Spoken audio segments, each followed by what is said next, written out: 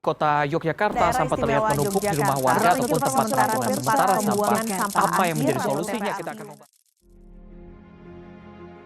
Di berbagai sudut kota, sampah berserakan, plastik sisa makanan dan limbah rumah tangga memenuhi selokan dan sungai. Aroma busuk menyebar di udara, menciptakan lingkungan yang tidak sehat dan merusak keindahan kota. Tempat pembuangan akhir atau TPA di kota Jogja yang menjadi pusat perhatian pembuangan sampah kini hampir menciptakan kapasitas maksimalnya.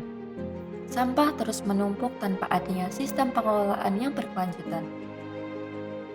Tempat pembuangan akhir tumpukan sampah di kota Jogja nyaris kolap. Namun pembangunan fasilitas baru belum juga selesai. Di beberapa kawasan, pengangkutan sampah tidak berjalan lancar karena armada terbatas dan rute yang padat. Di balik tumpukan sampah yang terus menggunung, Yogyakarta menghadapi tantangan limbahnya. Kota ini memproduksi ratusan ton sampah setiap hari, namun sistem pengelolanya belum mampu mengikuti laju pertumbuhan tersebut.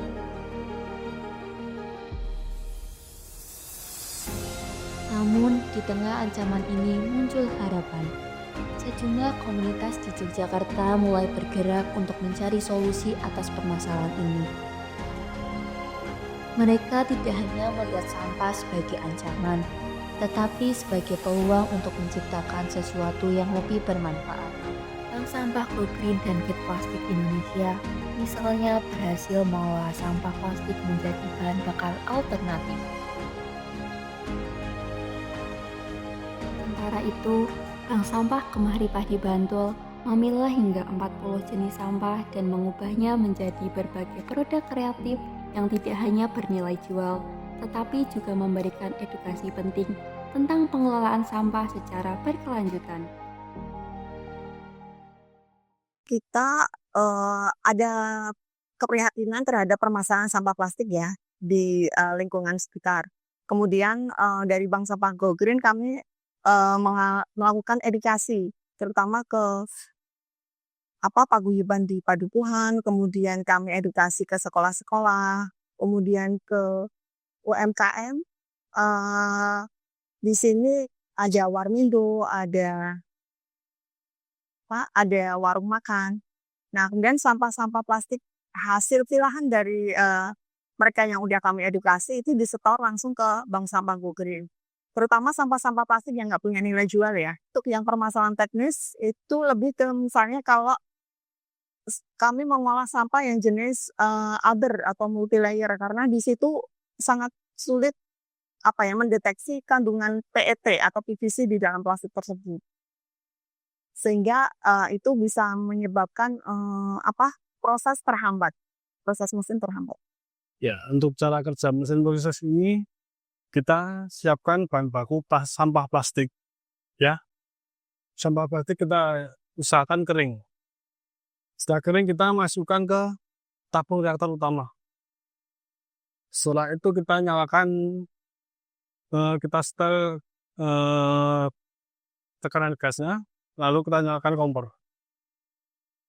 Di sini proses ini tidak pembakaran ya, tapi ini pemanasan.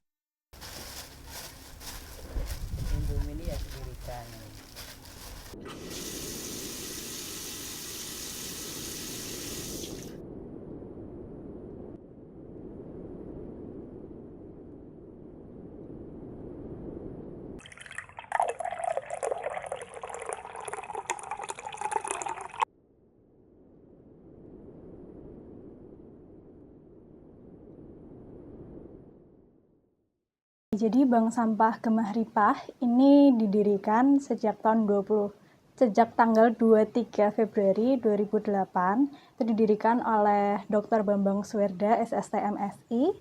Beliau dosen, seorang akademisi di jurusan Kesehatan Lingkungan Poltekkes Kemenkes Yogyakarta. Awal mula tahun 2008 karena sebagai akademisi beliau ingin mengaplikasikan keilmuannya. Salah satu bidang kompetensi kami itu adalah pengelolaan sampah dan limbah. Kemudian sebagai seorang akademisi beliau ingin melaksanakan salah satu tridharma perguruan tinggi, yaitu pengabdian masyarakat, Kemudian konsep bank sampah sendiri itu dikenalkan di lingkungan RT beliau, di RT Badegan. Kemudian pada saat itu di konsep bank sampah diterima oleh masyarakat. Awalnya itu nasabah, kami memiliki 20 nasabah, sehingga sampai saat ini 2025 itu terus berkembang menjadi 2.300 nasabah dengan nasabah aktif sekitar 300 nasabah. Jadi di Bank Sampah Gemah Ripah Badegan Bantul ini terdapat 3 bagian. Ada di bagian yang pertama, bagian administrasi. Jadi nanti ketika nasabah atau penabung datang membawa sampahnya, kami catat ukuran beratnya dan juga harga yang mereka dapatkan. Kemudian selanjutnya sampah-sampah disalurkan ke bagian pemilahan. Di bagian pemilahan ada tim kami, Ibu Malits dan juga Ibu Asmini. Mereka memilah sampah sesuai kategori yang telah ditentukan. Kemudian setelah sampah-sampah itu sekiranya sudah penuh, kami memanggil pihak ketiga kami. Biasanya kami jual ke pihak ketiga, kami istilahnya seperti panen. Itu kami jual, uang-uang yang didapatkan dari panen tersebut kembali ke bank sampah sebagian juga kembali ke para nasabah. Kemudian di bagian terakhir ada bagian composting, itu ada Pak Jihan. Kami memakai teknologi komposter batu bata berongga dan masa panen atau masa panen kompos itu ada di sekitar 2-3 bulan.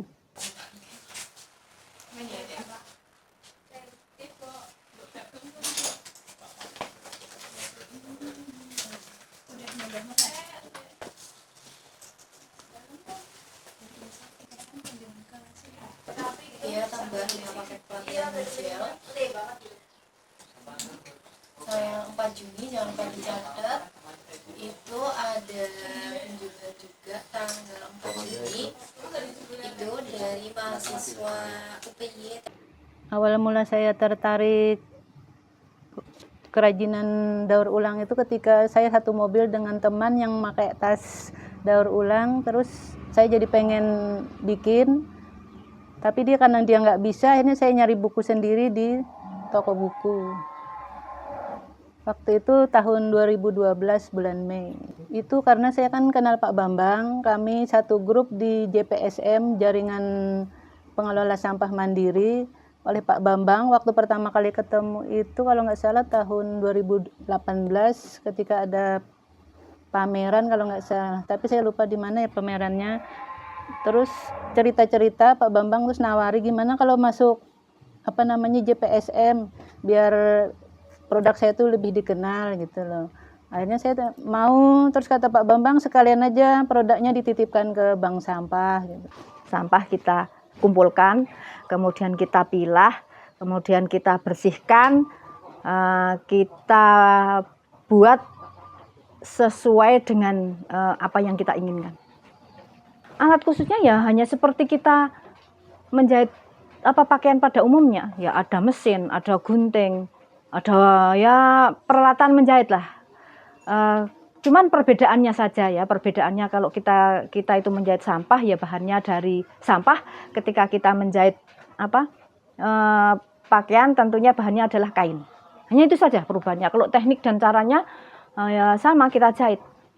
Kemudian kalau yang dari sampah itu kita ekstra, memang kita ekstra, sampah itu harus kita bersihkan terlebih dahulu untuk jadi tidak hanya sekedar sampah itu kita produksi, tapi kita juga harus memperhitungkan dari kebersihan, kemudian kan juga kualitas juga. Alhamdulillah, pertama kali ketika saya kan baru pindah ke desa ini 2017. Sebelumnya kan saya tinggal di Sleman. Nah, waktu pertama kali saya pindah ke sini dan mereka ngerti bahwa saya itu bisa bikin tas seperti ini, mereka antusias, ada yang pengen belajar, ada yang pengen beli. Apalagi ketika Lebaran itu, anak-anak kan pada senang produk-produk seperti ini. Jadi alhamdulillah mereka sangat senang sekali. Sejak saya menekuni produk ini, saya jadi banyak pemasukan, hampir dalam sebulan itu Omset saya tuh bisa 1 juta lebih. Oke, jadi harapan saya ke depannya untuk pengolahan sampah yang ada di Yogyakarta itu dengan kerjasama dan juga kesadaran yang tinggi dari masyarakat, pengelolaan sampah yang ada di Yogyakarta akan jauh lebih efektif dan juga berkelanjutan, sehingga akan membuat lingkungan itu lebih bersih dan juga sehat untuk masa depan yang akan datang. Jadi respon dari masyarakat itu sangat mendukung ya untuk pengolahan plastik ini, karena kita tahu bahwa sampah plastik itu dia butuh puluhan bahkan ratusan tahun untuk terurai. Makanya diperlukan teknologi, dan dengan adanya teknologi pirolisis dari Yayasan Get Plastik di sini itu cukup membantu masyarakat yang sudah mulai melakukan pemilahan sampah. Dan harapannya ke depan teknologi ini atau program pengolahan sampah plastik ini diadopsi oleh pemerintah, sehingga banyak masyarakat bisa lebih terfasilitasi untuk mengolah sampah plastik. Untuk harapan Bank Sampah Go Green, semoga ya lancar, semakin maju dan bisa membantu masyarakat semuanya di Indonesia gitu. Saya harap juga anak-anak ikut berperan lah, sama Karang Taruna barang itu loh Mas, berperan dalam masyarakat. Cuma di sini juga sudah banyak Karang Taruna menabung sampah di sini juga. Ya inginnya sih anak-anak sekarang itu menekuni seperti yang sedang saya tekuni ini. Saya tuh pengennya itu punya semacam sanggar gitu loh. Jadi di rumah saya itu nanti ada pelatihan, jadi anak-anak itu nggak cuma beli, jadi ke rumah saya itu juga belajar gitu loh. Dan saya ingin juga sering ada kegiatan-kegiatan anak muda gitu loh yang mengundang saya, nggak cuma ibu-ibu.